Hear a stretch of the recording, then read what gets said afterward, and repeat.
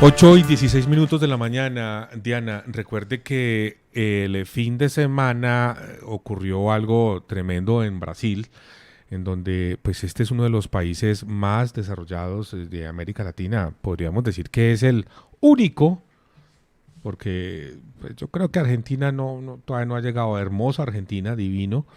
México tampoco.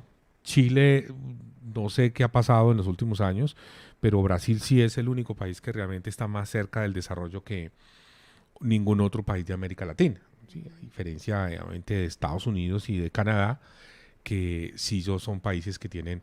Así que lo que ocurrió en Brasil el fin de semana nos tiene que preocupar, es un llamado de atención, porque lo que no se gana en las urnas no tiene por qué arrebatarse de manera violenta, ni con una protesta, ni con nada, no. Son las reglas del juego. Usted perdió las elecciones, pase para la casa o haga oposición, Sí, exacto. pero no de manera violenta ni con ese tipo de tomas. Lo que ocurrió fue supremamente grave.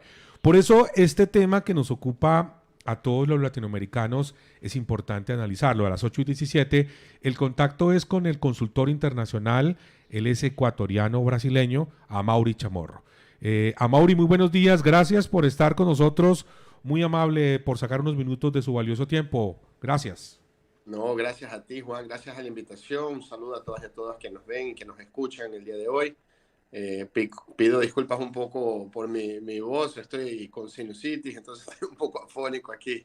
Pero todo bien, firmes aquí para debatir sobre nuestra América Latina. Bueno, gracias. Hablemos un poco de quién es Amaury Chamorro. Amaury Chamorro es un consultor internacional, asesor político de varios candidatos a la presidencia en América Latina, de varias campañas. Usted nació en Ecuador, pero su mamá, su madre, es decir, su familia materna es brasileña, ¿no? Exactamente, mi padre es ecuatoriano, madre brasileña, se conocieron en Alemania, ambos en el exilio. En Brasil el golpe del 64, después en Ecuador en los años 70, entonces mi padre acabó yendo a la Alemania Oriental, se conocieron allá, se casaron, y como aún había dictadura en Brasil, mis padres se fueron a Ecuador, y ahí en Ecuador nací, viví hasta los 10, hasta los 11 años, y ahí mi madre decide volver a Brasil justamente para poder votar por primera vez en el año 89, cuando el presidente Lula participa por primera vez en una elección presidencial, pierde la elección para Fernando Collor de Mello. Entonces en el año 89 volví para allá y ya hace más de 10 años viajando por toda América Latina, trabajando como tú bien lo has dicho. Sí, no, Mauri ha sido asesor de varios presidentes, de varios candidatos a la presidencia, entre ellos el Partido de los Trabajadores allá en Brasil. O sea, usted desde luego, como tiene su nacionalidad brasileña, estudió en Brasil también, en Ecuador, bueno, en varios países del mundo, pero conoce muy bien, perfectamente el ADN político allí en Brasil, ¿no? Sí, sí, yo he trabajado en algunas campañas, inclusive en la reelección de la presidenta Dilma Rousseff. Pude colaborar, también colaboré un poco ahora en esta elección, he estado asesorando a algunos candidatos y gobiernos del Partido de los Trabajadores durante estos últimos años. Conozco bien la realidad del país, conozco prácticamente todo Brasil, un país demasiado grande, o sea, para viajar del extremo norte al extremo sur son casi 6 horas de vuelo, son más de 6 horas de vuelo, imagínate, dentro de un mismo país. Es un país muy extenso, muy completo, muy complejo. No existe un Brasil, existen muchos Brasiles, ¿no? El del sur de Brasil es absolutamente distinto del norte de Brasil, que es diferente del centro oeste, que es diferente del noroeste. Entonces hay una composición étnica, económica, histórica muy distinta que hace con que Brasil sea un país extremadamente complejo, y lo que vimos el resultado de la tentativa de golpe de Estado del domingo pasado va un poco de la mano con esa complejidad. Sí, Mauri, esta es una pregunta de periodista a periodista. Usted, una cosa es lo que los medios muestran, pero otra cosa es el contexto interno, y por eso nuestro llamado a que nos haga un poco el análisis a Mauri de lo que, hombre, uno no podría imaginarse que en pleno siglo XXI, después de que Brasil recuperó en 1985, después de la dictadura militar, la democracia, y lo decíamos acá, que tal vez de los países latinoamericanos el más cercano a convertirse en un país desarrollado es Brasil, que ocurran este tipo de cosas. A ver, yo quiero hacerte yo hago una observación a la pregunta. Dilma Rousseff en el año 2016 fue derrocada con un golpe de Estado. O sea, lo que la tumbaron a Dilma Rousseff hace pocos años fue con un golpe, no con un golpe militar, con la invasión de la presidencia de la República, del Supremo Tribunal y del Congreso. No obstante, el Congreso Del brasilero, impeachment. perdón, Estamos hablando del impeachment, de la de, situación que se dio allí en el Congreso. eso fue un golpe de Estado, ¿no? Eso fue un golpe de Estado parlamentario, pero fue un golpe de Estado. De lo que comienza, de lo que va del siglo XXI, mira este dato, es muy importante, de lo que va del siglo XXI, en América Latina ha habido 9 golpes de Estado. O sea, nosotros no podemos, por más que Brasil primero Brasil es la novena economía del planeta, ¿no? Es un país demasiado grande que tiene un proceso de industrialización un poco más avanzada que el resto de los países de América Latina, más que Colombia, más que México inclusive, que lo sigue.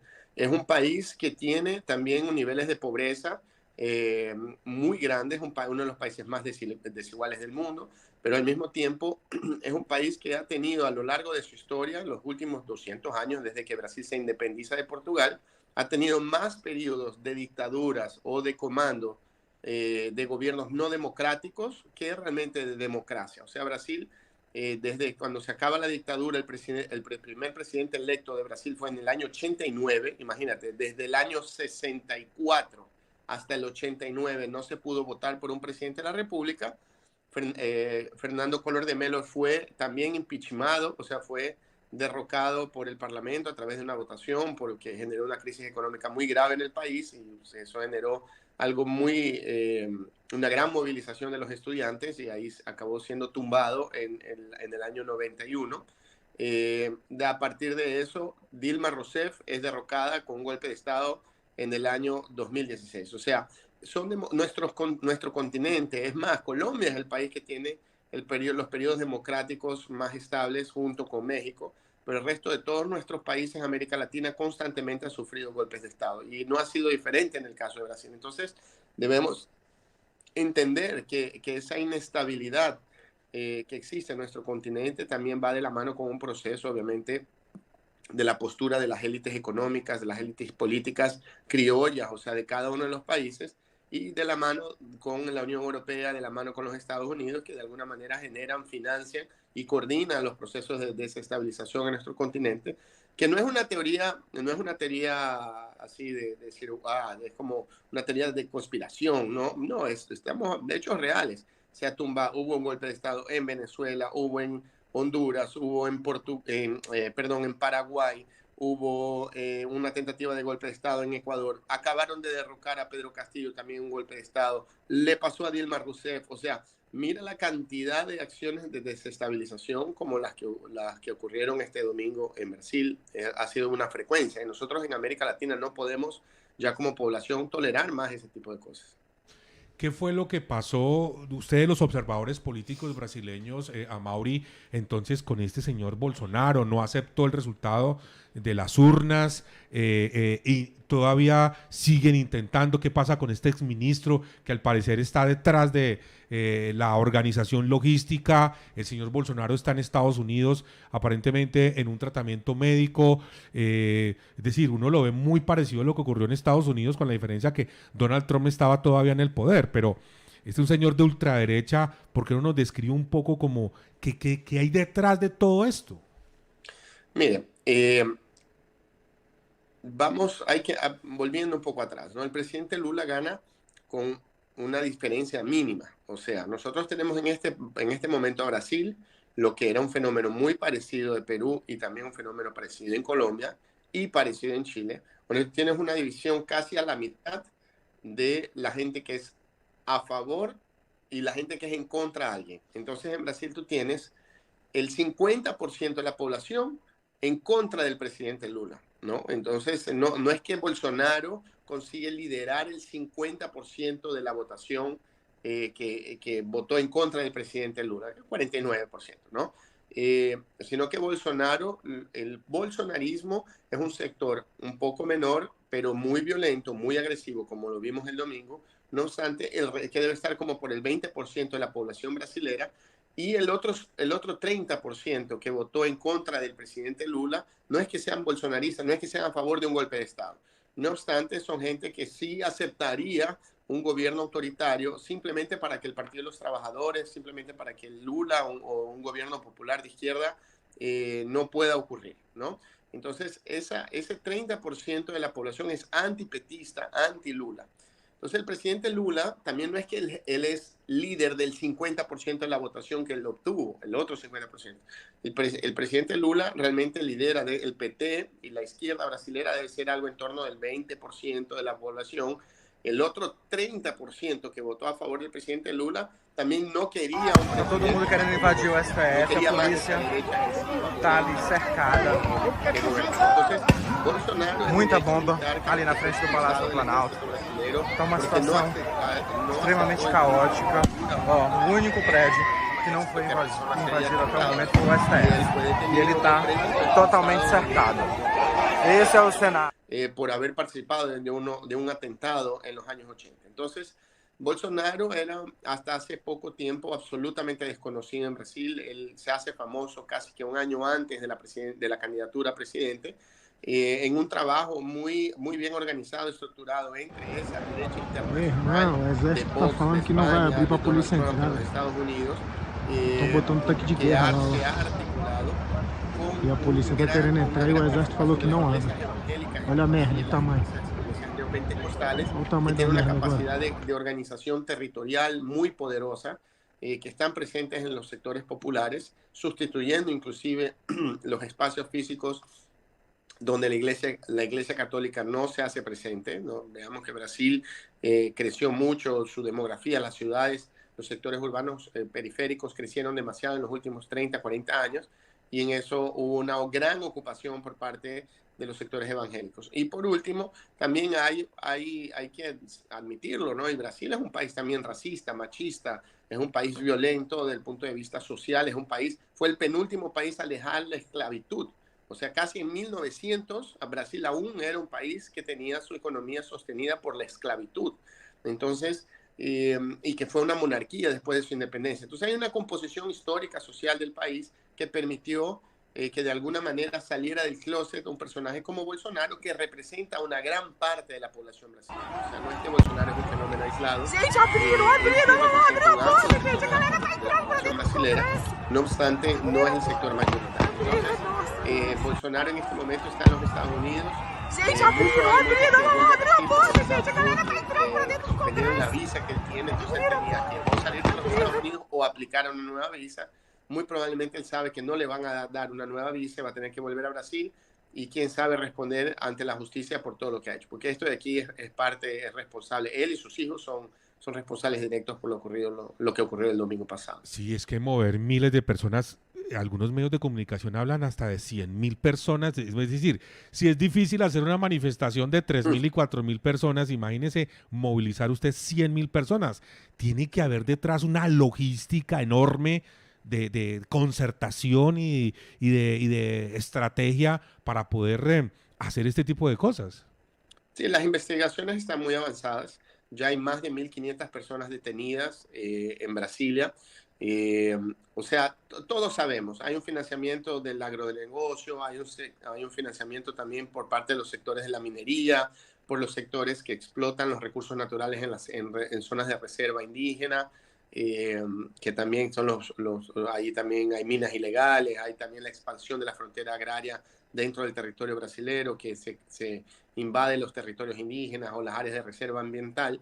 Y también fuerzas de ultraderecha del mercado financiero extranjero que prefieren tener dirigiendo la novena economía del planeta a un militar de ultraderecha brasilero que a un pueblo. Entonces, ese financiamiento, nunca un golpe de Estado, históricamente en América Latina, hay que entenderlo, ocurre sin el financiamiento y la participación de las élites económicas de los países, con la aprobación y el apoyo de los Estados Unidos y la participación de las Fuerzas Armadas. Eso siempre ha ocurrido históricamente en América Latina. Toda nuestra historia republicana ha ocurrido eso. Nunca ha sido un hecho aislado, ¿no? Siempre tenemos esos tres componentes. Y no ha sido diferente aquí. Aquí en Brasil, en el caso, ha habido una omisión por parte de las Fuerzas Armadas en proteger y ellos sí tenían la obligación de proteger los 3 palacios que quedan en una zona que es una zona de máxima seguridad del Estado, obviamente, que inclusive el ejército tiene un batallón como un SMAT específico para cuidar esos edificios, que no se hizo presente en el día de las manifestaciones, siendo que llegaban miles y miles de personas, buses y todo, para en Brasilia. Entonces, lo que nosotros debemos ver ahí, entender, es que hay el ejército brasileño, las Fuerzas Armadas tuvieron una participación pasiva.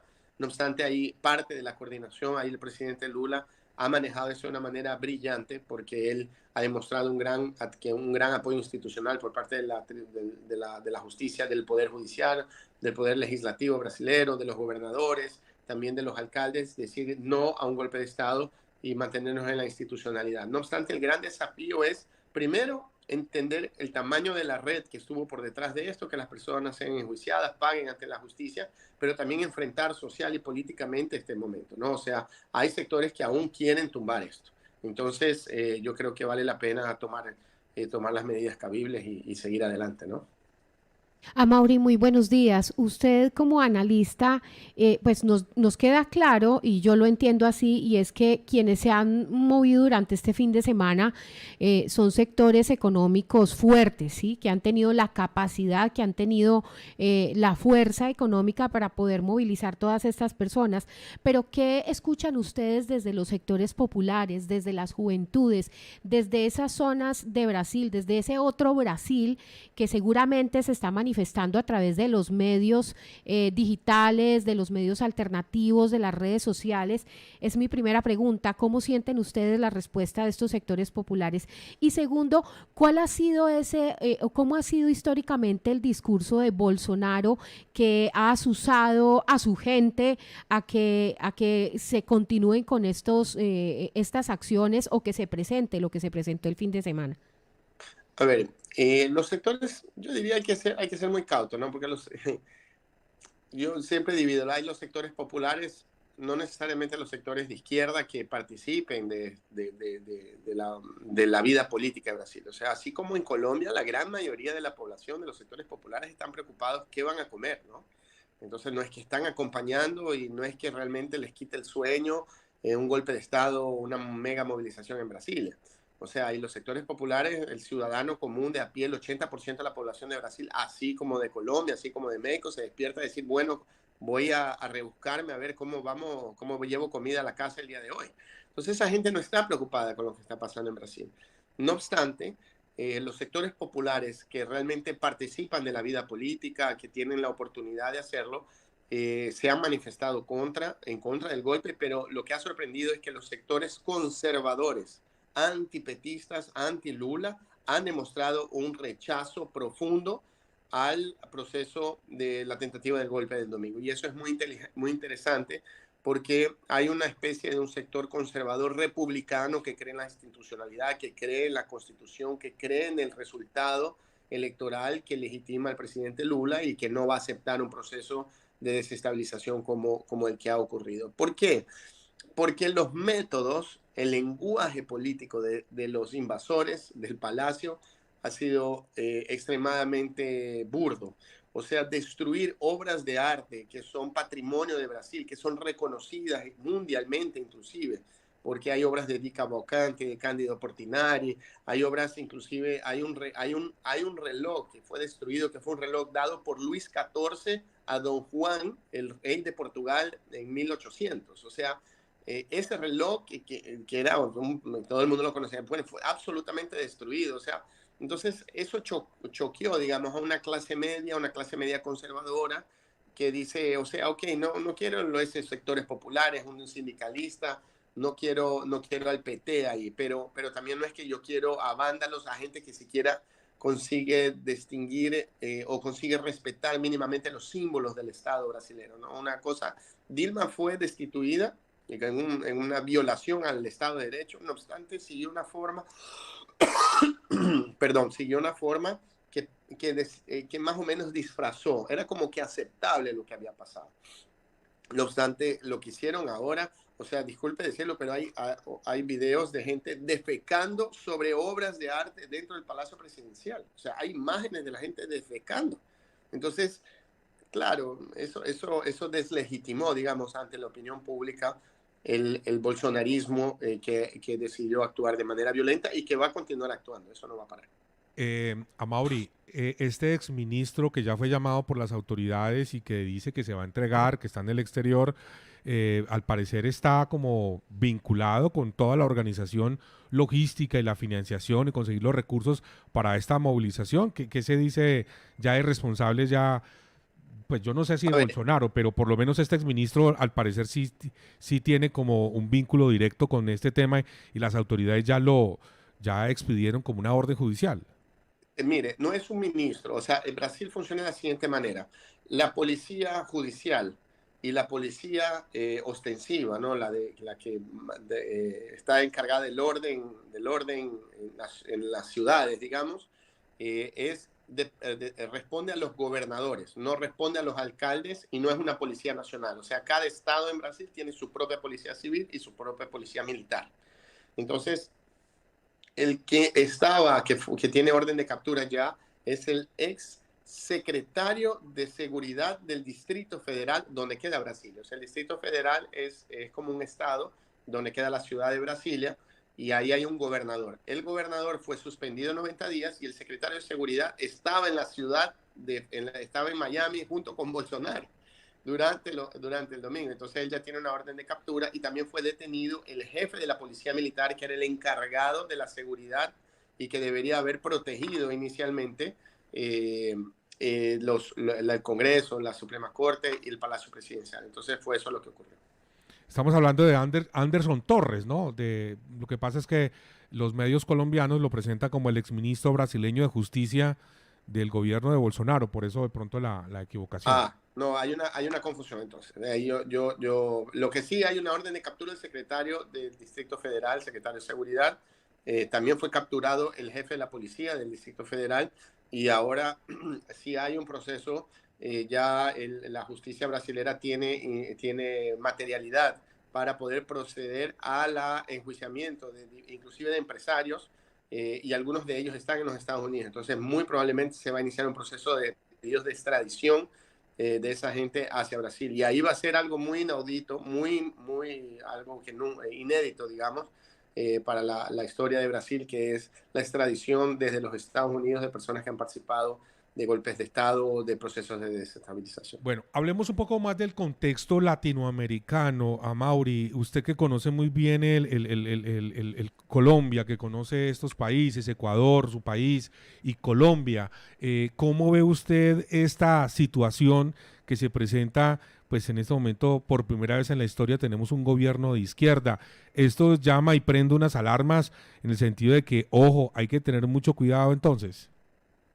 Sin duda, sin duda. O sea, no es, aún más en un país donde el voto no es obligatorio, o sea, no hay una gran movilización. Si uno va a analizar el total de personas que votaron por Petro, en el universo total del país es una porción muy pequeña.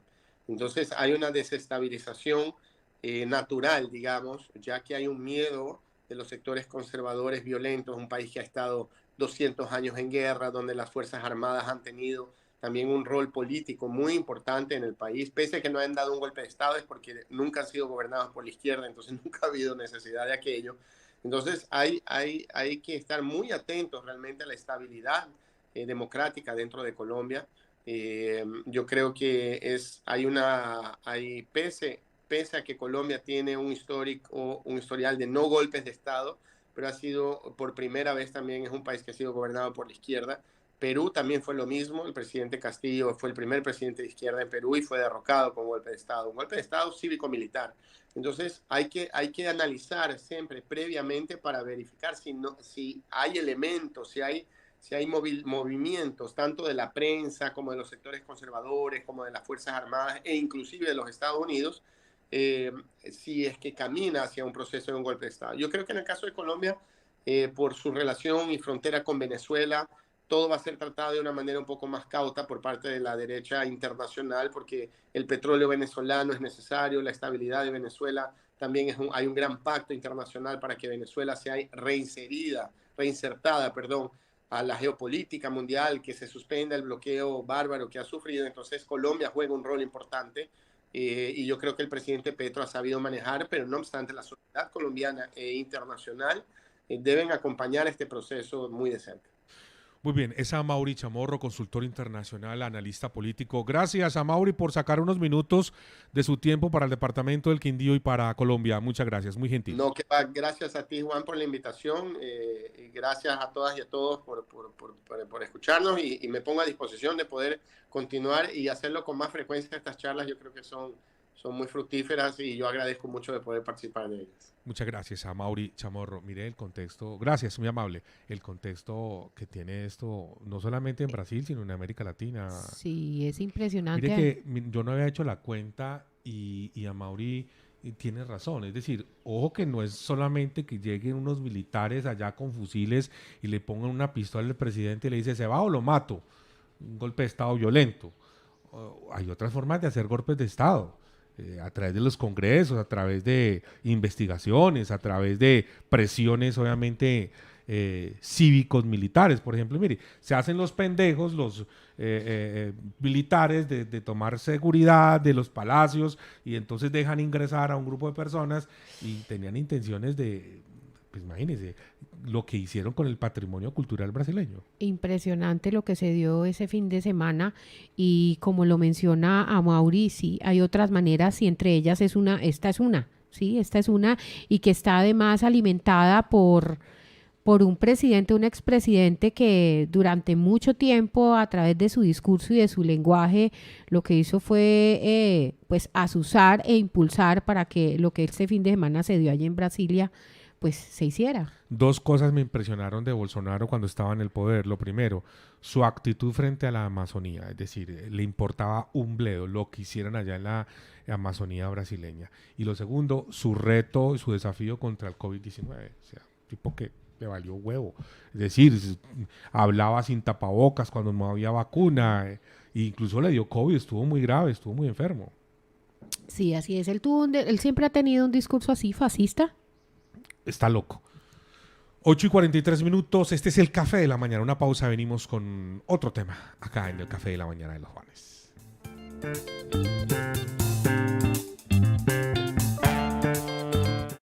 Sigue con nosotros, no te vayas. Estás escuchando el Café de la Mañana por Los Juanes Radio, Voz Ciudadana. Ahora vamos al beneficiadero. Información comercial por Los Juanes Radio, Voz Ciudadana. Ya regresamos. No seas terco. Me decían muchos. Pero me di cuenta de que cuando realmente quieres sobrepasar tus propios límites, puede más tu terquedad. Mi pasión, la actuación. Mi esencia, la fotografía. Mi energía, la música. Mi ventaja, el inglés. I'm not a soldier, I'm a warrior. Okay, perfect, you got it. Nada es suficiente. El tiempo deja de ser una excusa para hacer un impulso. Porque te niegas a los obstáculos y le sumas más retos. Y por eso usé el tiempo a mi favor para aprender inglés. American Schoolway. ¿Buscas parqueadero en el centro de Armenia y que esté por fuera del cuadrante del pico y placa? Te recomendamos el sitio perfecto. Parqueadero Malambo, en la carrera 12 con calle 21, frente al Palacio de Justicia. Parqueadero Malambo, 24 horas, toda la semana. Una ensalada ideal con lechuga batavia, espinaca, acelga, apio, coliflor, brócoli, perejil crespo y rábanos. ¡Qué delicia! La Gran Bodega JC es el mayor comercializador de hortalizas del Quindío. Encuentre todo en Mercar, Bloque Azul, Bodegas 13 y 14, Central Mayorista de Armenia. Comuníquese al 311-677-4481. La Gran Bodega JC, todo fresco y verde. Tú escuchas Los Juanes Radio. Despierta tus sentidos. Confirmado. Territorio Rodicio, el mejor precio y un excelente servicio. Respira tranquilo. Ven a Territorio Rodicio. Ven, Magalenha, Rojão. Las mejores carnes de la ciudad. Domingos, música en vivo. Kilómetro 3, vía Armenia Pereira. Reservas 321-722-6862. Territorio Rodicio. El café de la mañana. Somos los Juanes Radio. Voz Ciudadana.